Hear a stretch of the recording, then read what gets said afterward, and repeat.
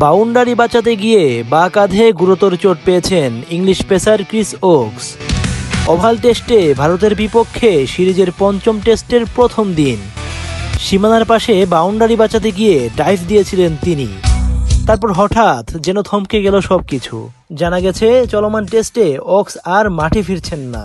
চোট পাওয়ার আগে বল করেছিলেন মাত্র 14 ওভার। তার শিকার বলতে একমাত্র রাহুলের উইকেটটা। বয়সটা তার 36। তবে কি এই কাঁধের চোট তার কেরিয়ারের ইতি টেনে আনবে? তিনি এসেছে সুযোগ পাওয়ার জন্য মন প্রাণ দিয়ে লড়ছিলেন।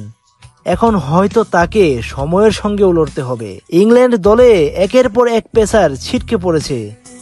স্টোকস নেই, উড বিশ্রামে, আর্চারও বাইরে, আর এখন ক্রিস ওকসও ছিটকে গেলেন ইনজুরিতে, যিনি কিনা ছিলেন এই সিরিজের ইংল্যান্ড ক্রিকেট দলের একমাত্র নির্ভরতার প্রতীক। ক্রিস ওকসের ইনজুরির বিষয়ে আজ রিপোর্ট হাতে পাবে ইংল্যান্ড ক্রিকেট বোর্ড ইসিবি। ততক্ষণে প্রশ্ন কিন্তু একটা রয়েই যাবে, সিরিজ নির্ধারণী এই ম্যাচে তিনি কি আবারও মাঠে নামতে পারবেন? রাকিব রাজ, বাংলা স্পোর্টস।